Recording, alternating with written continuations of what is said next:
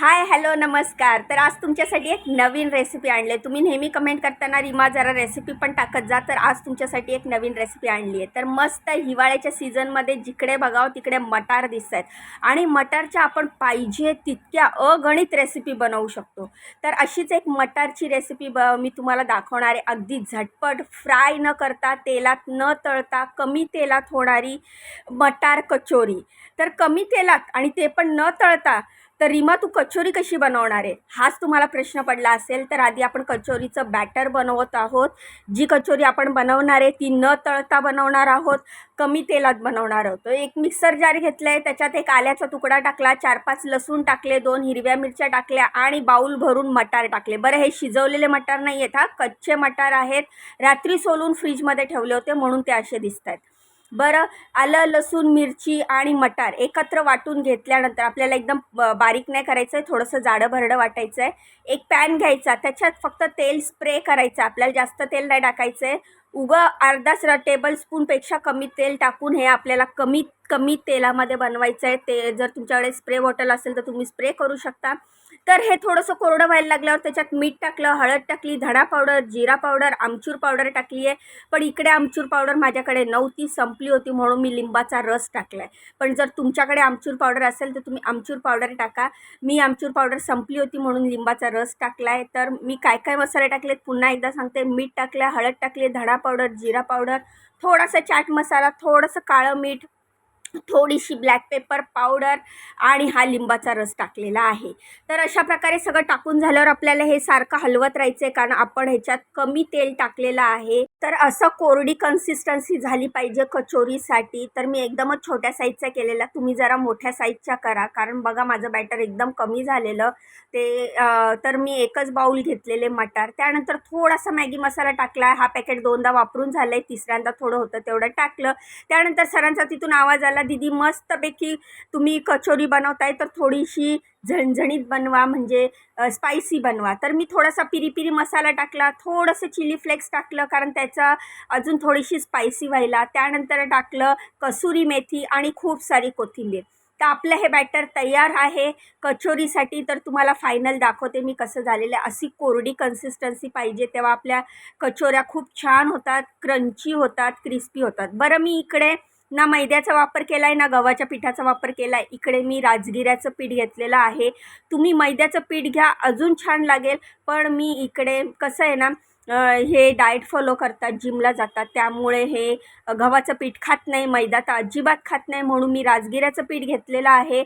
आणि त्यामध्ये टाकलं आहे ओवा हाताने क्रश केलेला. त्यानंतर टाकली आहे कसुरी मेथी. उगच 1 ते 2 थेंब तेल घेतलं हातावर आणि तेच सगळ्या पिठाला मसळून घेतलं आहे. आणि नंतर थोडं थोडं पीठ मळून असा सॉफ्ट असा डो तयार केला आहे. बरं, हा गोळा तयार करताना आपल्याला जास्त पातळ करायचा नाही आहे, थोडासा कडकच पाहिजे, जेणेकरून हे ना ते तेल जास्त सोक करणार नाही. आपण हे एअर फ्रायरमध्ये पण करू शकतो, पण मॅडम झोपल्या होत्या, नाही तर आमचा प्लॅन होता एअर फ्रायरमध्ये करायचा. आणि एअर फ्रायर नवीन असल्यामुळे हे एकटी मी ऑपरेट करत नाही, एकदाच ऑपरेट केलं आहे, त्यामुळे मॅडम उठल्या नव्हत्या. त्यामुळे मी विचार केला चला आता ह्याची काहीतरी वेगळी ट्रिक करूया, म्हणून फ्राय न करता, एअर फ्रायर न वापरता मी हे कसे बनवते तेच तुम्हाला दाखवते. तर ह्याच्यातला एक मोठा गोळा काढून घेतला आणि अशी जेवढी मोठी आपल्याला चपाती लाटता येईल तेवढी मोठी लाटायची. तुम्ही मैद्याची किंवा गव्हाच्या पिठाची करत असाल तर थोडीशी जाड करा. मी हे राजगिऱ्याच्या पिठाची करत होती, त्यामुळे मी पातळ केली, कारण मला अशी कडक पाहिजे होती. वरची जी कोटिंग असते कचोरीची ती कडक पाहिजे होती, त्यामुळे मी ही अशी लाटून घेतलेली आहे पातळ. थोडंसं जाड ठेवायचं आणि ओवा टाकल्यामुळे खूप छान. तुमच्याकडे काळे तीळ असतील तर ते पण टाकू शकता. माझ्याकडे इथे तीळ संपले होते म्हणून मी टाकले नाही. त्यानंतर हे ग्लास घेतला, त्या ग्लासच्या साहाय्याने अशा गोल गोल पुऱ्या करून घेतल्या. तर तुम्ही बघू शकता मी ह्या साईजच्या पुऱ्या केल्या आहेत, पण तुम्ही थोड्याशा मोठ्या साईजच्या करा, कारण की ही जी रेसिपी आहे मी पहिल्यांदा ट्राय केली. टेस्टला तर खूप छान झाली, फक्त मी साईजमध्ये थोडीशी मोठी करायला पाहिजे होती. तर अशा ह्या साईजच्या मी केलेल्या आहेत. आणि त्याच्यामध्ये जे बॅटर आहे ना ते पण मी कमी कमी टाकलं, कारण की ते वटाणे आहेत ना, मी 1 बाऊल भरून घेतलेले, पण ते बॅटर जेव्हा मी ते पॅनमध्ये कोरडं करायला लागली तेव्हा ते कमी कमी झालं, म्हणजे ते सुकलं ना, त्यामुळे त्याची कमी झालं ते. तर अशा प्रकारे ह्या साईजच्या मी पुऱ्या केल्या. त्यानंतर पॅनमधलं हे जे बॅटर आहे ते पुन्हा एकदा असं सगळं साईडला जे लागलेलं ते व्यवस्थित मिक्स करून घेतलं. असे पॅन वापरताना आपण लाकडाच्या स्पूनचाच वापर करायचा, जेणेकरून त्याची वरची कोटिंग निघत नाही आणि ती आपल्या पोटात देखील जात नाही. तर मी हे असं व्यवस्थित काढून घेतलं, एकदम स्मूथली निघत होतं. त्यानंतर ही पुरी घेतली हातावर, त्यामध्ये हे बॅटरचा असा गोळा केला आणि ते टाकलं आणि ते आपल्याला असं बरोबर अशी लाडू केल्यासारखं करायचं आहे फोल्ड. तर तुम्ही बघू शकता हे असं पटापट होऊन जातं, काहीच कठीण नाही आहे, सोपं आहे. आणि अशा ह्या कचोऱ्या बनतात पटापट मी सगळ्या कचोऱ्या बनवून घेतल्या. मी एकच चपाती लाटली होती, जी की आपल्याला पहिल्या कचोरीच्या घाण्यासाठी होणार होती. तोपर्यंत मॅडम आल्या होत्या. जोपर्यंत माझा पहिला हे झाला होता, करून झाल्या होत्या त्या, तोपर्यंत मॅडम आल्या होत्या. मग बाकीच्या त्या बोलल्या मी एअर फ्रायरमध्ये करते. पण एअर फ्रायरमध्ये करण्यासाठी बॅटर पूर्ण संपलेलं, कारण मी सगळ्याच्या कचोऱ्या करून टाकल्या होत्या. तर असं करून मी पटापट कचोरी करून घेतली. तर तुम्ही ह्याला मटार कचोरी म्हणू शकता, मटार पुरी म्हणू शकता. अशा प्रकारे तुम्ही पुऱ्या पण करू शकता, जे तुम्हाला तळायची गरज नाही. अशा छोट्या छोट्या मुलांना टिफिनला देण्यासाठी, घरात नाश्ता बनवण्यासाठी अशा पुऱ्या तुम्ही किंवा कचोरी तुम्ही अशी नक्की ट्राय करू शकता. मी तर ह्याला कचोरीच म्हणेन, फक्त मी ह्याला थोडंसं जास्त प्रेस केलेलं आहे. तर जेव्हा ते तुम्ही जर तेलामध्ये तळायचा तुमचा प्लॅन असेल तर ते ह्या अशा मस्त टम्म फुगतात आणि फुल तुम्ही कचोरी खाल्ल्याचं फील येतं. म्हणजे गव्हाच्या पिठाच्या आणि मटारच्या कचोऱ्या एकदम टेस्टी होतात.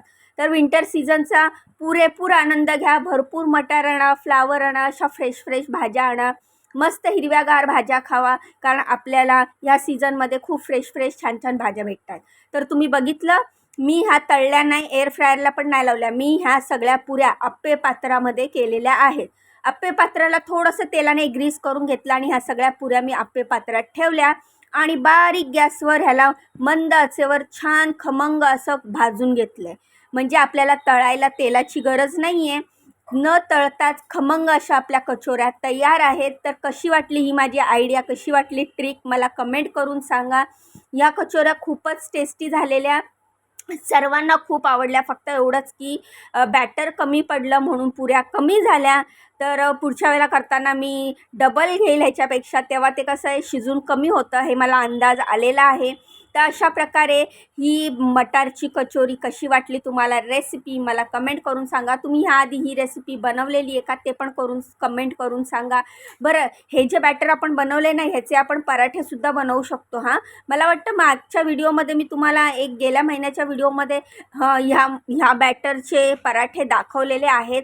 तुम्ही चॅनलवर बघा, तुम्हाला कळेल. काही नाही, सेम बॅटरचे आपल्याला पराठे करायचे आहेत, खूपच टेस्टी लागतात. तर ह्याच सीझनमध्ये आपल्याला अशा छान भाज्या खायला मिळतात. त्यामुळे खूप साऱ्या भाज्या आणायच्या आणि मस्त खायच्या, कारण भाज्या स्वस्तसुद्धा असतात आणि फ्रेशसुद्धा असतात. फायनली माझ्या सगळ्या कचोऱ्या रेडी झालेल्या आहेत. तर तुम्ही बघू शकता एवढ्या अशा ह्या कचोऱ्या झालेल्या, येतात आता 2-4 खाऊन पण झाल्या. तर अशी होती ही आजची रेसिपी. कशी वाटली ही ट्रिक तुम्हाला न तळता केलेल्या कचोऱ्यांची कमेंट करून सांगा. जाण्याआधी व्हिडिओला लाईक करा, चॅनलला सबस्क्राईब करा, मला खूप सपोर्ट करा. मला तुमच्या सपोर्टची खूप गरज आहे. तर भेटूया उद्याच्या नवीन व्हिडिओत. तोपर्यंत बाय. स्वतःची काळजी घ्या.